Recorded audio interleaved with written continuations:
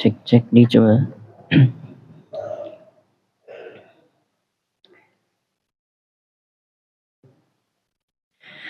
A'udzubillahi minasyaitonirrajim. Bismillahirrahmanirrahim.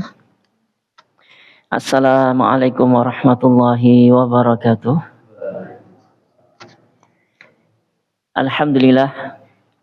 Alhamdulillahirabbil alamin wa bihi nasta'inu ala umuri dunya waddin. Wassalatu wassalamu ala asyrafil anbiya'i wal mursalin sayyidina wa maulana Muhammadin wa ala alihi wa ashabihi ajma'in, amma ba'd. Allahumma 'allimna ma yanfa'una wanfa'na bima 'allamtana wa zidna ilma.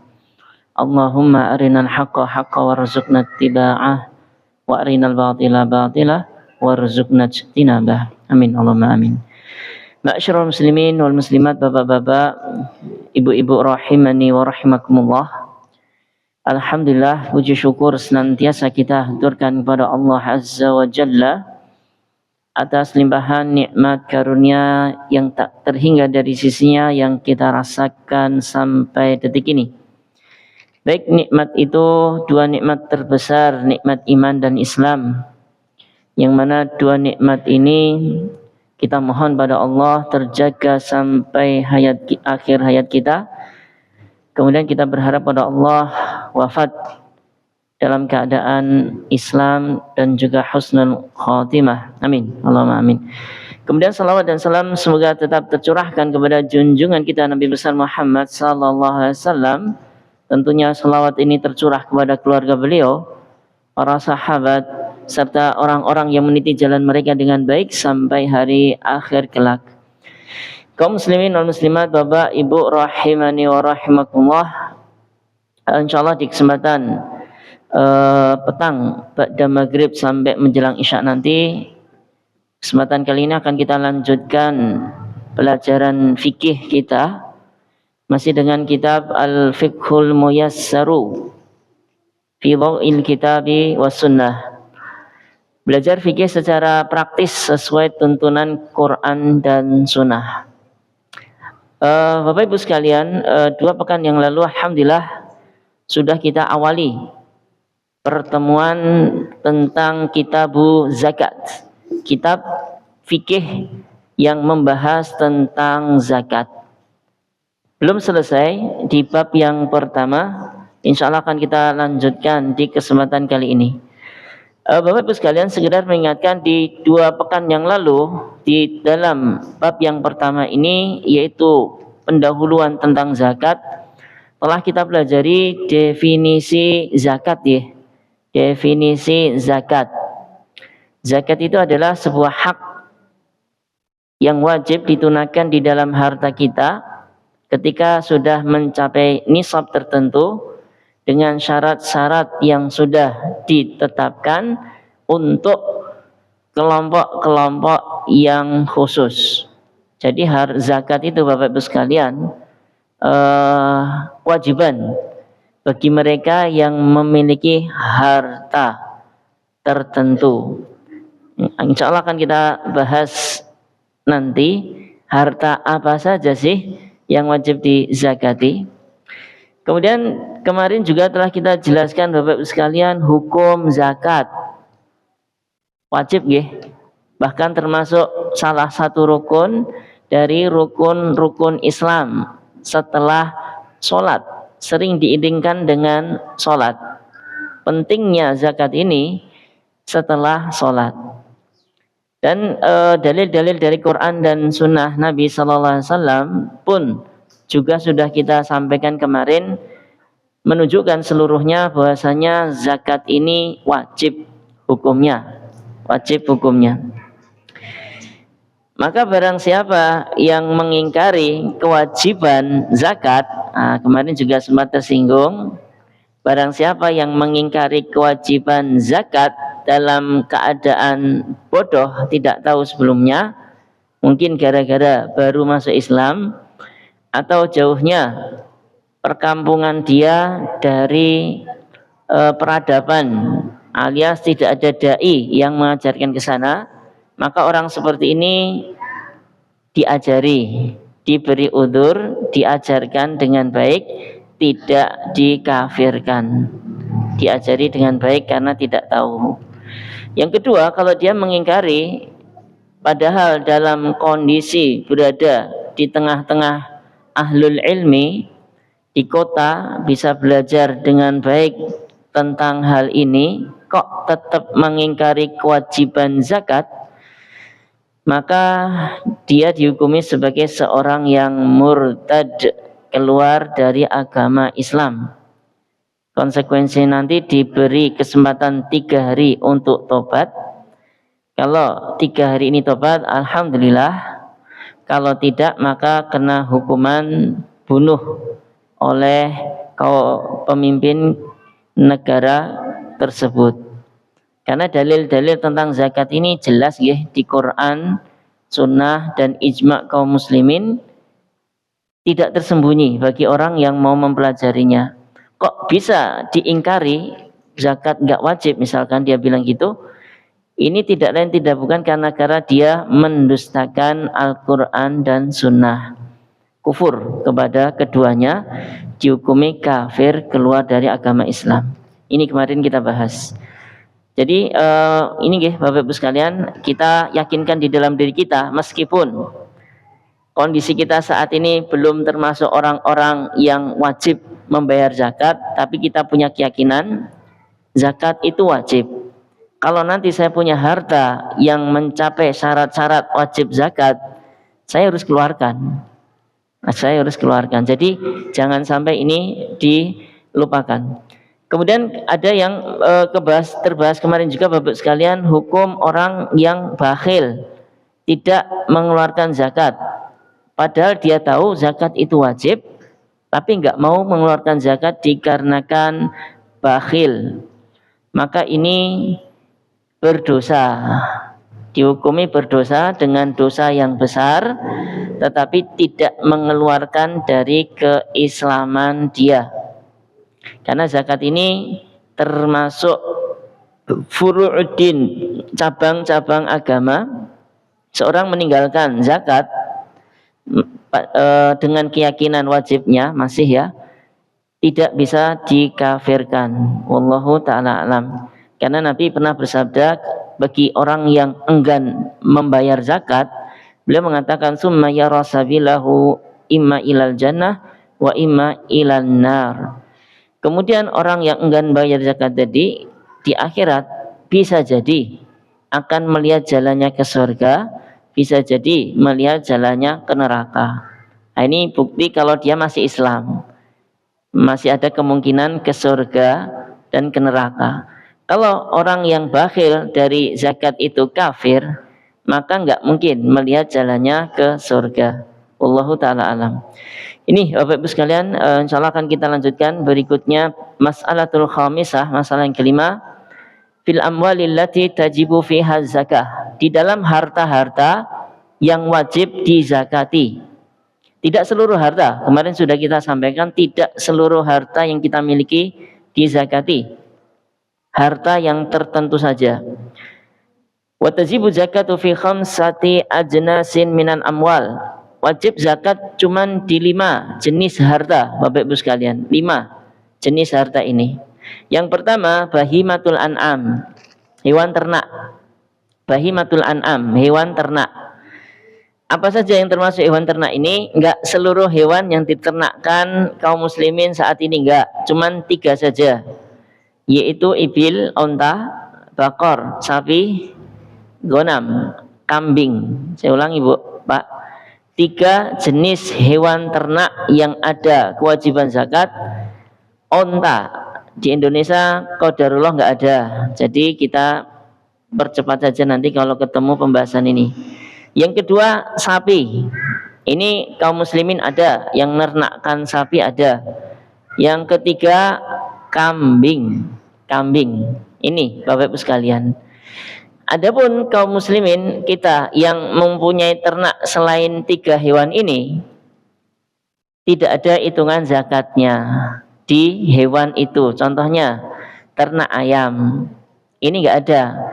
Setiap 100 ayam misalkan zakatnya 2 ayam, enggak ada.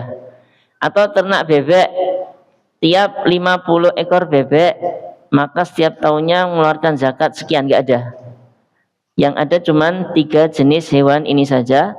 Berdasarkan sabda Nabi sallallahu alaihi wasallam, "Ma min sahibi ibilin wala baqarin wala ghanamin la yu'addi zakataha illa ja'at yaumal qiyamati a'dhama makanat wa asmanahu tantahahu biquruniha wa tata'uhu bi adlafiha kullama nafidat ukhraha adat alaihi ulaha hatta yuqda bainan nas." Nabi SAW bersabda, tidaklah seorang pemilik onta atau sapi atau kambing yang tidak menunaikan zakatnya, kecuali nanti di hari kiamat hewan-hewan ini akan datang, akan didatangkan Allah lebih besar, lebih gemuk. Ngapain hewan ini?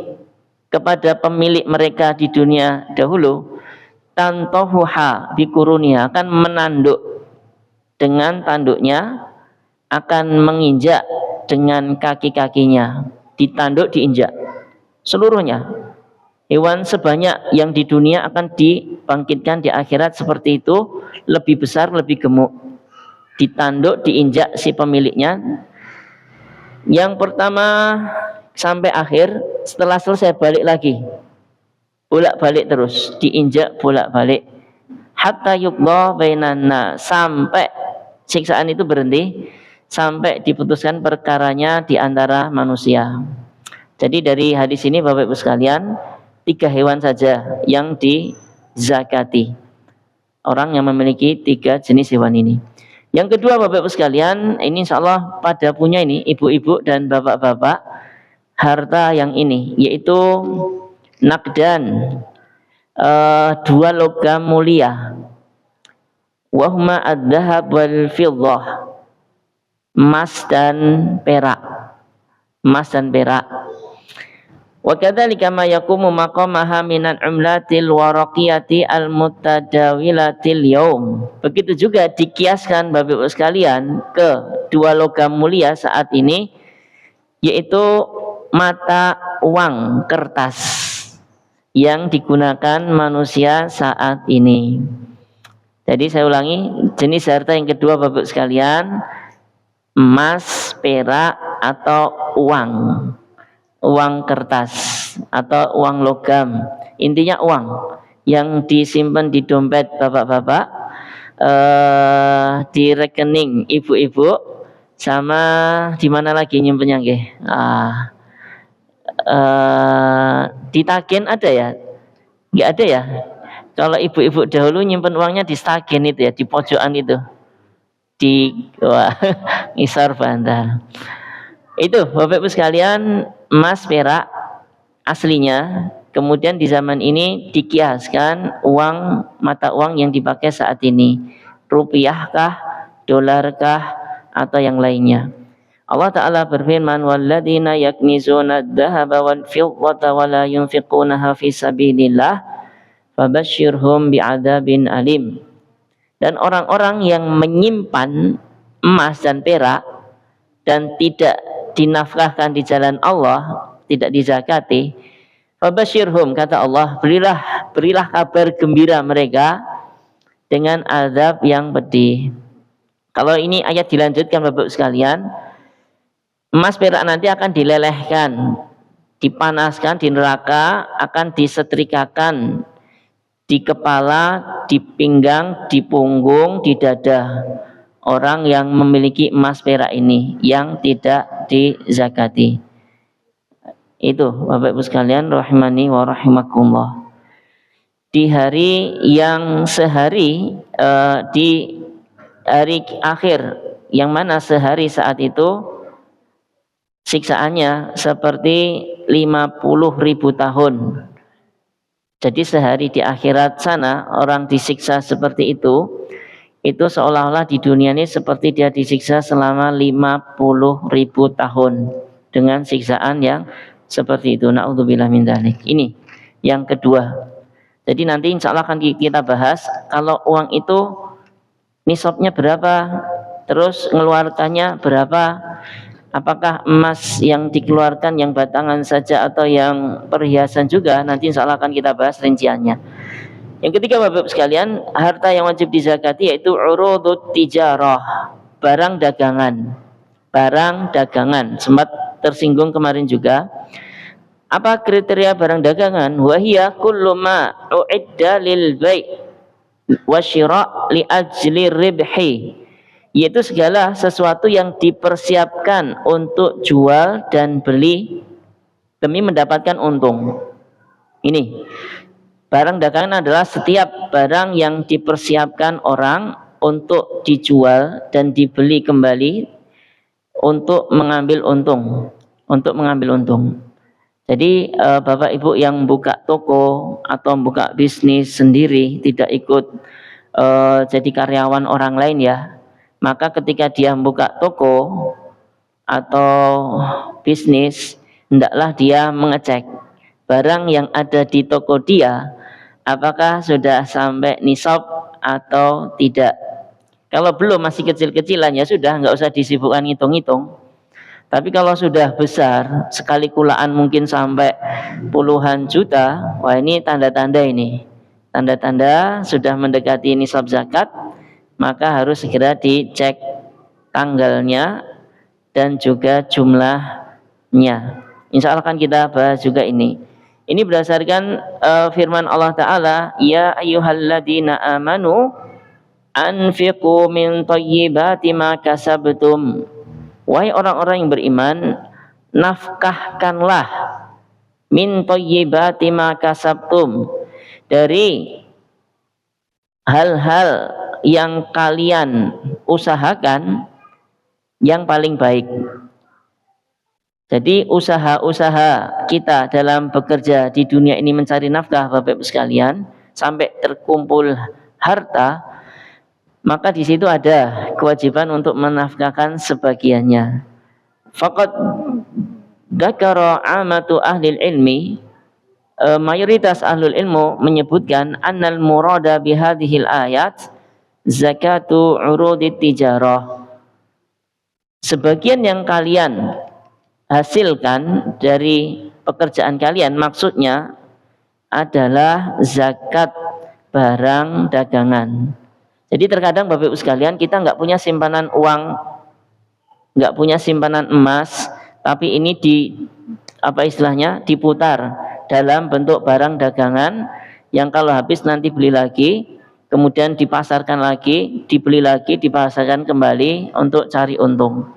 Itu jadinya harta kita. Harta kita itu kalau laku semua itu akan jadi uang, seperti kita punya emas itu. Tapi berhubung nanti diputar lagi jadi barang lagi, nanti laku jadi uang lagi, itu juga dizakati. Wallahu ta'ala alam. Kemudian yang keempat, al-hubub wa thimar. Wah, ini sedikit mungkin ya di daerah sini nggih. Karena profesi orang kota itu jarang yang ke tani. Tapi kalau ke sana Pak Bu sekalian, ke dekat rumah saya nggih, itu banyak yang orang punya sawah bertani seperti ini. Yang keempat adalah biji-bijian dan buah-buahan. Biji-bijian dan buah-buahan. Ini khusus bagi para petani. Al-hubub, bijian yang dimaksud adalah hiya kullu habbin mudakharin muqtatin min syairin wa qamhin wa ghairiha, yaitu setiap biji yang bisa disimpan lama dan ini jadi makanan pokok. Biji yang ini yang ada zakatnya, berupa gandum, kemudian beras, kemudian jagung dan selainnya. Jadi dia panen, kemudian menghasilkan biji-bijian yang sifatnya seperti ini, bisa disimpan lama jadi makanan pokok ini. Adapun biji-biji yang lain, kalau enggak seperti ini sifatnya, maka tidak dizakati. Simar, buah-buahan, enggak semuanya. Buah-buahan yang sifatnya ini tadi, cuman yang bisa disimpan lama dan jadi makanan pokok, cuman 2 buah nggih, yaitu tamar, kurma, dan zabib, anggur kering. Jadi para petani kurma dan para petani anggur, jadi anggur itu Bapak sekalian, enggak semuanya dijual dalam bentuk segar. Mungkin nanti takutnya sekali panen enggak laku, busuk. Itu biasanya nanti solusinya diawetkan, dijadikan kismis. Zabib namanya. Zabib. Kismis atau anggur kering. Nah ini simpan lama ini, sampai setahunan bisa bertahan lama. Yang anggur segar itu paling semingguan. Nah ini kalau petani seluruhnya jual yang segar, ini mungkin nggak kembali modalnya. Jadi 2 buah ini saja. Adapun buah-buah yang nggak tahan lama, buah pisang, petani buah naga, petani buah yang lain, setiap panenan buah-buah mereka nggak ada, zakatnya nggak ada. Ini berdasarkan firman Allah Ta'ala, wa mimma akhrajna lakum minal ard, dan keluarkan zakat dari sebagian yang kami keluarkan bagi kalian dari muka bumi ini, dari bumi ini. Nggak seluruhnya, tapi hanya tadi biji-bijian dan buah-buahan yang bisa disimpan lama dan menjadi makanan pokok. Kurma itu Bapak sekalian di tempat yang lain ya, di Arab saat itu di zaman Nabi itu itu bukan jadi cemilan seperti kita. Zabib anggur kering juga bukan jadi cemilan, itu jadi makanan pokok. Mereka enggak makan nasi seperti kita biasanya. Mereka punya makanan pokok seperti itu, gandum, kemudian tamer, tamer itu kurma kering, kemudian anggur kering atau kismis. Itu jadi makanan pokok mereka. Makan itu mereka sudah kenyang Bapak sekalian. Makan itu mereka sudah kenyang. Kemudian Nabi juga bersabda tentang sawah, petani pemilik sawah ini yang diairi air hujan dan juga diairi pakai tenaga, itu beda. Zakatnya nanti mengeluarkannya beda. Rasulullah bersabda, fi ma saqatis sama'u wal uyunu au kana asarian al usyur. Di dalam tumbuhan yang diairi air dari langit, dari hujan atau mata air, atau dia bisa menyerap air sendiri dari dalam tanah seperti kaktus dan seterusnya, langsung akarnya panjang banget ke bawah tanah. Ini zakatnya 1/10. 1/10 itu 10%. 10% dari panenan. Wa fi masuqiya bin nadhi nisful usyur, dan tanaman yang diairi dengan bantuan, kalau dulu pakai onta Bapak Ibu sekalian, onta dipanggul kanan kiri, ada wadah airnya, dia jalan ke kebun, kemudian airnya dituang ke pohon itu, bolak-balik seperti itu. Onta dipakai untuk menyirami. Kalau ini zakatnya nisful usyur, 1/20, atau kalau dipersenkan 5%. Jadi kalau zaman sekarang di sekitaran saya sendiri hujan juga jarang, akhirnya para petani untuk mengairi airnya itu nggak bisa mengandalkan irigasi dari air Sungai Bengawan Solo, nggak ada airnya soalnya. Akhirnya mereka bikin nyedot air seperti ini. Sekali sedot itu Bapak sekalian, sempat tanya sejam apa nih genset kok genset namanya apa itu, dieselnya itu nyala ya sekitar 35.000 sejam. Itu belum penuh, itu airnya belum, satu kotak itu belum penuh, mungkin butuh 2 jaman nyedot air seperti ini. Nah, itu kalau seperti itu satu musim panen seperti itu terus, tetap wajib zakat, tapi 5% saja. Nanti kalau hujan 10%. Jadi enggak pakai genset, langsung pakai hujan saja, sama air yang dari Bengawan Solo itu zakatnya lebih besar, yaitu 10%. Ini yang keempat. Yang kelima Bapak sekalian, yang dizakati di sini di Jawa khususnya enggak ada Ini biasanya di luar Jawa, yaitu al-ma'adinu warrikas, barang tambang. Barang tambang Bapak Ibu sekalian. Barang tambang dan juga rikas. Rikas ini barang temuan. Barang temuan, kalau bahasanya itu harta karun. Tiba-tiba menggali tanah,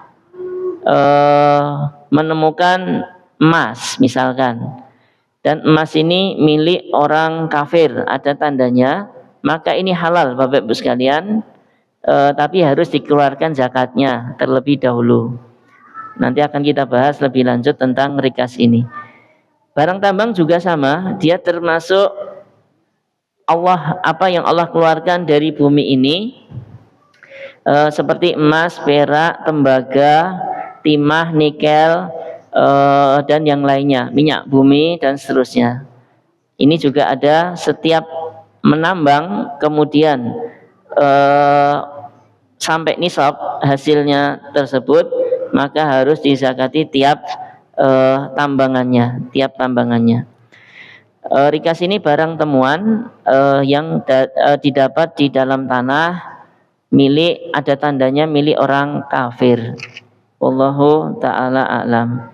Nanti zakatnya di rikas ini khusus ya, paling banyak sendiri di rikas Bapak Ibu sekalian. Jadi nanti kalau hewan ternak, kemudian 2 logam mulia, emas dan perak, barang dagangan, hasil pertanian, dan juga barang tambang, rikas, ini termasuk satu ya. Yang paling besar zakatnya yang rikas, yaitu barang temuan atau harta karun. Rasulullah bersabda, wa fir rikasi al khumus, di dalam rikas barang temuan itu zakatnya 1/5 alias 20%, banyak, karena itu didapatkan dengan cuma-cuma, enggak tanpa usaha. Kalau panenan kan dirawat terus, tiap beberapa waktu harus dipupui dan seterusnya. Tapi kalau rikas kan tiba-tiba dapat halal, tapi harus dikeluarkan zakatnya 20% terlebih dahulu. Ini Bapak Ibu sekalian, rahimani wa rahmatullah, harta-harta yang wajib dizakati. Pripun? Punya yang mana Bapak Ibu sekalian? Enggak punya semuanya. Nah, sama nggih? Nah, sama. Tapi kan punya emas dah. Emas yang di rumah itu. Mas Joko, Mas Medi, ada yang di rumah itu. Itu enggak dizakati kalau itu. Kalau itu enggak dizakati. Itu dikasih nasi sama kopi aja, Bu. Kasih makan sama kopi. Enggak dizakati. Kemudian masalah yang keenam, ini sebenarnya sudah tersinggung sebelumnya, hikmah. Kenapa sih ada syariat zakat ini, dan kepada siapa zakat ini diwajibkan? Maka yang pertama, hikmah diwajibkan zakat, Bapak Ibu sekalian, sebenarnya banyak ya. Seluruh syariat Allah itu baik, mengandung hikmah yang tinggi. Cuman kadang kita nggak tahu. Kita kadang suudzon dulu sama Allah. Ini kenapa tuh ya Allah, uang saya sendiri saya hasilkan susah payah ngumpulkan, tiba-tiba kok dipotong 2,5% ke orang lain. Cuma-cuma, nggak ada baliknya ke kita, cuma-cuma. Ini yang agak berat itu, dipotong cuma-cuma, nggak ada timbal baliknya ke kita. Bahkan ketika kita kasih pun, wah yang dikasih nggak bilang apa-apa, terima kasih pun nggak. Ini terkadang bikin orang nggak legowo dalam mengeluarkan zakat ini. Tapi dibalik itu Bapak sekalian, kalau kita mengeluarkan zakat ketika sudah wajib, ini memiliki banyak sekali keutamaan. Yang pertama, tathhirul mali wa tanmiyatuhu, mensucikan harta dan mengembangkan harta yang kita miliki. Wa ihlalul barakati fihi, dan menjadikan harta kita tambah berkah. Wa dhahabu syarrihi, dan hilangnya kejelekan harta, dan terlindungi harta itu dari kerusakan dan disakiti atau dicuri orang lain. Wallahu ta'ala alam. Seorang yang mengeluarkan zakat zakatnya itu akan jadi suci. Karena sejatinya Bapak Ibu sekalian, zakat ini kotoran. Zakat ini kotoran. Harta kita belum kita keluarkan zakatnya itu nyampur, yang kotor sama yang bersih. Nekat seperti itu, yang kotor ini akan mengotori yang bersih. Makanya kita potong sebagiannya, yang kotor tadi kita keluarkan zakatnya. Jadi zakat itu kotoran. Yang masih sisa jadi bersih semuanya. Makanya berhubung zakat ini kotoran, sesuatu yang kotor, Nabi dan keturunan beliau Shallallahu Alaihi Wasallam haram menerima zakat, nggak boleh. Ada aturannya seperti itu. Nabi dan keturunannya saat ini yang mengaku keturunan beliau, yang katanya disebut Habib-Habib itu nggak boleh nerima zakat itu. Nggak boleh nerima zakat karena zakat itu kotoran, tidak layak dimiliki oleh keturunan Nabi yang mulia. Wallahu ta'ala alam. Jadi sekali lagi zakat ini membersihkan, membuat harta kita sisanya setelah dikeluarkan zakatnya jadi lebih berkah, terlindungi dari kerusakan yang bisa menghilangkan zakat ini tiba-tiba. Yang kedua, tadhirul muzaki anisyuhi wal bukhli wa arja siddunubi wal khotoya. Zakat juga Bapak Ibu sekalian bisa membersihkan orang yang mengeluarkan zakat al-muzaki, yaitu bersih dari sifat bakhil dan pelit, dan juga bisa menghilangkan dosa-dosa dan juga kesalahan-kesalahannya. Wa tadribihi alal badli wal infaqi fi sabilillah, plus melatih orang tadi untuk menjadi orang yang dermawan. Ya nggak dipungkiri ya Bapak sekalian, barakallahu fikum, kita punya sifat sayang terhadap harta. Kita punya sifat sayang terhadap harta. Kalau ini diterus-teruskan, kita akan jadi orang yang pelit. Kita akan jadi orang yang pelit. Kalau ini nggak dilatih untuk tidak pelit, maka akan pelit terus selamanya.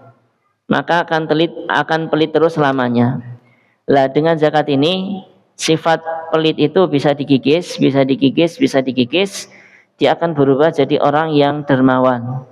Tentunya kalau dermawan itu keutamaannya besar nggih. Soalnya harta kita itu Bapak Ibu sekalian sejatinya yang kita miliki nanti dibawa ke akhirat itu yang kita infakkan. Yang ada di dompet kita untuk makan, ya sudah, itu tahu sendiri jadinya apa yang kita makan. Yang kita pakai untuk beli baju, bajunya jadi apa nanti, ya sudah, usang kayak gitu. Sejatinya harta kita yang akan kita nikmati nanti yang kita infakkan yang ketiga ini. Sisanya ketika kita meninggal kok masih ada harta, itu juga nggak ke kita, itu ke ahli waris kita. Jadi kita nggak punya harta apa-apa kecuali yang itu sebenarnya. Jadi kalau orang dermawan langsung mudah mengasih di tempat-tempatnya yang pas ya, dia akan merasakan nanti di akhirat hasilnya puas, tidak akan menyesal. Nah ini bisa dilatih dengan seorang rajin membayar zakat. Yang ketiga, muasatul faqir wasaddu hajatil muawwizin wal ba'isin wa mahrumin. Dengan zakat ini Bapak Ibu sekalian bisa menolong, meluaskan, melapangkan kebutuhan orang fakir, miskin, terutama di tetangga kita.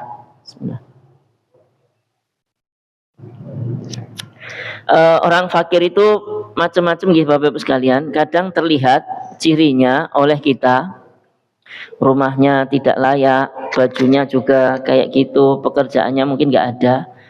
Itu akan terbantu dengan zakat yang kita berikan kepada dia. Nanti akan ada itunya Bapak Ibu sekalian, cara memberi zakatnya. Kita hitung harta kita, 2,5% kita potong, misalkan kita keluarkan zakatnya 2 juta. 2 juta ini kita berikan ke siapa? Ke salah satunya fakir miskin. Fakir miskin ini sama-sama kekurangan, tapi lebih parah yang fakir daripada yang miskin, karena disebutkan duluan. Yang duluan biasanya lebih parah. Nah, orang fakir ini meskipun dia punya penghasilan, tapi penghasilannya nggak sampai separuh, Lah kita kasih dari 2 juta ini kebutuhan dia selama setahun. Kebutuhan dia selama setahun. Misalkan kebutuhan dia, misalkan ya, sebulan itu sejuta, dia untuk keluarga, penghasilannya paling 300.000, lah itu kan kurang 700. Kurang 700. Akhirnya dia tiap harinya harus rela makan kadang enggak. Nah ini cara memberi zakatnya, ya sudah, satu orang ini saja dulu yang kita bantu dengan 2 juta tadi, 700.000 itu baru memenuhi sebulan. Nah ini kalau bisa setahun. Jadi kalau harta kita zakati tadi, kita bagikan 2 juta setelah kita hitung ya sudah, kasih ke dia semua aja. Itu baru bantu dia sebulan. Itu baru bantu dia sebulan lebih sedikit. 3 bulan ya, maaf ya. 3 bulanan. 3 bulanan. Jadi jangan diratakan. Nanti biar bagian orang kaya yang berikutnya ke tetangga miskin yang lain. Jadi sama-sama saling mencukupi. Tapi kalau lebih bagus lagi, ada yang ngurusin ya di satu daerah itu, dia yang mendata orang miskin siapa saja, orang kaya yang zakat, dikumpulkan semuanya di dia, kemudian disalurkan di tempat yang pas itu, biar tidak numpuk di satu orang itu saja. Wallahu ta'ala alam. Kemudian yang kedua, yang berikutnya Bapak sekalian, tahqiqu takaful wa ta'awun wal mahabbah baina afradil mujtama'. Hikmah zakat yang berikutnya yaitu mewujudkan saling melindungi, saling menolong, dan saling cinta di antara masyarakat. Tatkala seorang kaya dia memberikan zakatnya ke saudara atau tetangganya yang fakir miskin, maka suudon, kemudian perasaan tidak enak, kemudian hasad orang miskin tadi ke orang kaya tetangganya tadi hilang. Wah, alhamdulillah dibantu oleh tetangga saya, akhirnya kebutuhan kita keluarga selama setahun ini terpenuhi. Padahal sebelumnya dia suudon, ini kok tetangga saya kaya kok nggak ngasih-ngasih, padahal ada yang miskin di sekitaran dia. Wah, ini nggak benar. Ini muncul perasaan-perasaan itu. Tapi ketika sudah dibayarkan dengan baik, hubungan satu dengan yang lain antara miskin dan kaya tadi akan semakin harmonis, saling tolong menolong, sehingga masyarakat itu akan menjadi masyarakat yang baik ya, satu dengan yang lainnya saling menolong, tidak saling ngerasani, tidak saling mencurigai, tidak saling dengki. Kemudian yang berikutnya, bentuk syukur kepada Allah atas nikmat yang diberikan kepada orang tadi berupa harta. Dan ini termasuk mewujudkan konsekuensi, karena dia memiliki harta dibandingkan orang lain yang tidak memiliki harta. Beda. Yang tidak memiliki harta ya enggak zakat, wajar. Tapi kalau dia ya zakat, wong punya harta.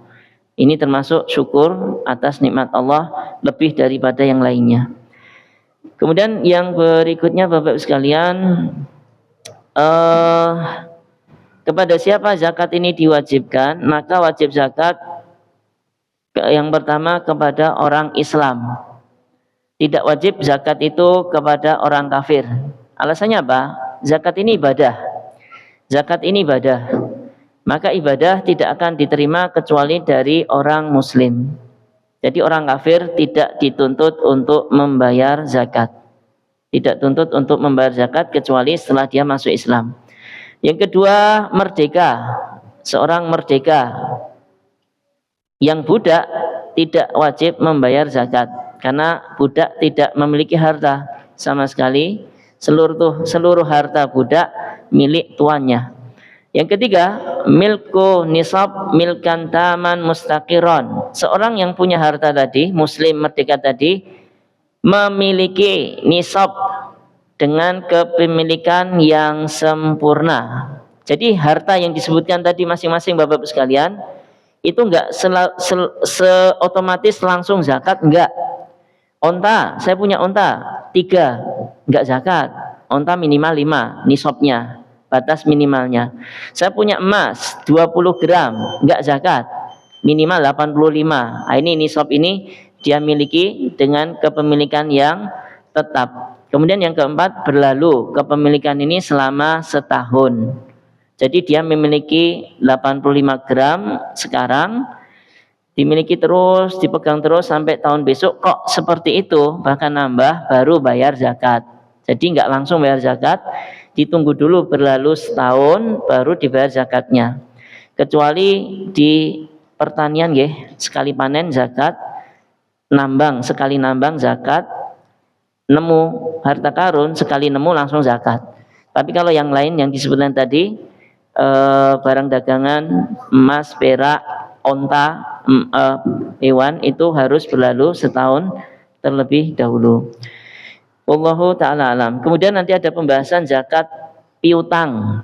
Bapak nggak punya zakat, ibu nggak punya uang, bapak nggak punya uang, tapi uangnya dibawa orang lain. Maka ini juga dizakati jika utangnya itu bisa diambil kapan saja dan orang yang berutang tadi gampang bayarnya, maka tetap wajib dihitung ke harta Bapak Ibu sekalian. Piutang-piutang yang dibawa orang lain itu tetap dimasukkan uang Bapak karena bisa diambil kapanpun. Tapi berhubung masih diberi tempo nggak diambil-ambil.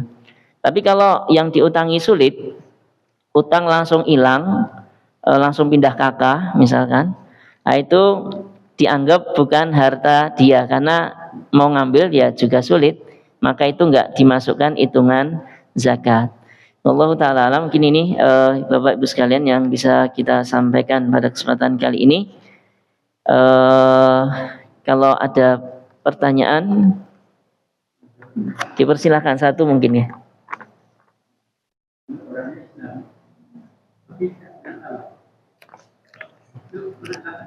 Iya, orang Islam terus nggak salat, apakah tetap wajib zakat?